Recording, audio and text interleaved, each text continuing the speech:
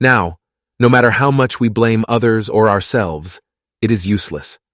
No matter what path we take, if we don't entirely change the vibrations of Goi Sensei, or karmic thoughts, of the people on the earth, I mean all of them, the world will perish.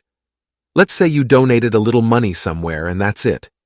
You did a little good for an individual and that satisfies your conscience. Such a thing won't save us from the disaster. You gave a little money or did a little good for someone. Will such things save the world? Such small good won't liberate you.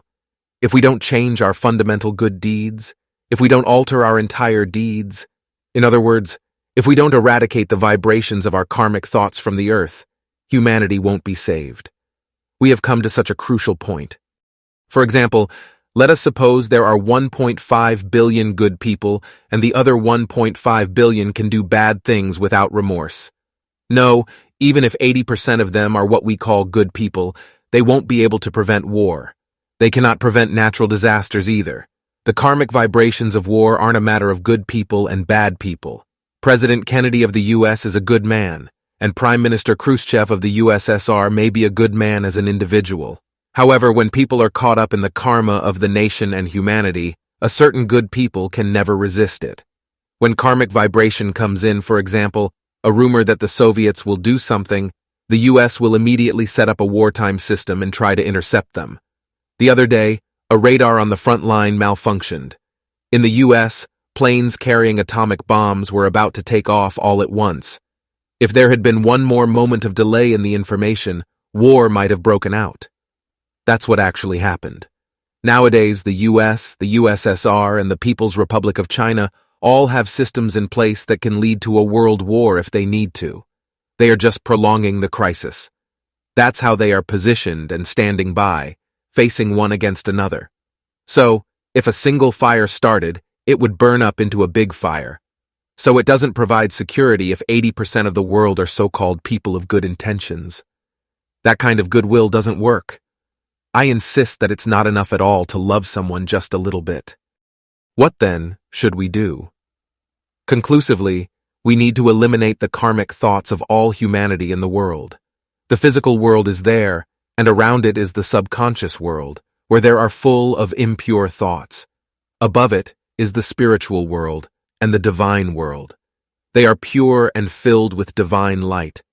The subconscious world is full of ideas of protecting the physical self, which have been accumulated from past lives, swirling around as black clouds.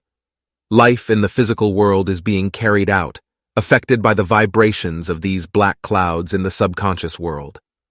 Karmic thoughts stay accumulated in the subconscious body, swirling around and around in the subconscious realm, between it and the self. When they meet some conditions, they appear as a quarrel with your parent, for example. Where are the thoughts that you had in your past lives? Your thoughts go instantly to the subconscious world, as the two realms are directly connected. So there's a mixture of evil thoughts and good thoughts in the subconscious world. They are circulating between the physical world and the subconscious world. Therefore, if you only think about the physical world, you will never be able to make this world a happy one. It is of no use unless we think of the physical and subconscious worlds together as a place of karmic thoughts. People usually think only of the physical aspect of life, trying to make it better physically. However, if they do something good physically, such physical goodness has little effect on saving the world. So, our movement is about to purify the subconscious world, where there are karmic thoughts vibrations, and the karmic thoughts, with the vibration of light. If you clean it up and it becomes light itself, the vibrations of light from the subconscious world will naturally come to the physical world, and you will be able to improve your mind and do good deeds without knowing it. You won't have to tell people to do good, or do this or that. For example, when President Kennedy and Prime Minister Khrushchev are about to go to war, they are suddenly reminded that it's wrong, and that the world must be at peace. Such a wave of light will enter their mind. There is inharmonious vibration that tries to bring about war in the US, the People's Republic of China, the USSR, and in other small countries. So, more than anything else, it's most crucial to promote a movement to eliminate such disharmonious vibration. How, then, is such a movement possible? No one can go to President Kennedy and say, "You can't do that." Even if you did, he wouldn't listen to you. And even if he did, he wouldn't put it into practice. Or, if you went to Prime Minister Khrushchev and said, "You can't go to war," it wouldn't do any good. No matter how much you speak with your physical mind, they won't understand because physical humans are stupid. It's not about that. It's about purifying the impurities first from within that accumulate in the subconscious body and the subconscious world. It's essential to change the vibrations. Therefore, the most precious and best deed is to radiate the divine mind, the universal God's mind of peace, the mind of great harmony, and the divine light throughout the world. It is the most crucial thing in the present day. It will absorb trivial evils. For example, I always say that if a wife bullies her mother-in-law, it's a small thing. Divinities say that such a thing is a minor thing. As a matter of fact, many people pray the prayer for world peace with their left hand while bullying people with their right hand. They think, "I bullied my daughter-in-law, I'm sorry, I feel bad."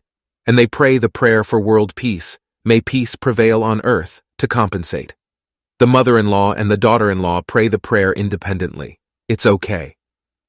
The divinities say that praying the prayer for world peace makes greater good than the evil of the mother-in-law bullying her daughter-in-law or the other way round. That's why the divinities say, there's no use dwelling on it. The divinities say, you don't need to analyze minor evils. Instead, with your thoughts as they are, pray the prayer for world peace as earnestly as you can. You will become even smaller if you get involved in the trivial things. They say that the first thing you must do is to prevent the humans of the world from destroying peace. Otherwise, they will eventually perish. In doing so, the world will become more harmonious, and when the subconscious realm becomes purified, you will become purified before you know it. So before anything else, throw all your thoughts into the prayer for world peace, like my tanka, a short Japanese poem that goes, "My thought wishing for my own happiness melts into the prayer for world peace on every morn and eve."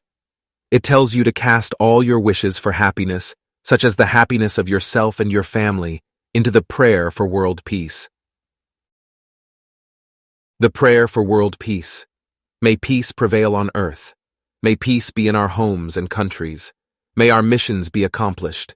We thank you, guardian deities and guardian spirits.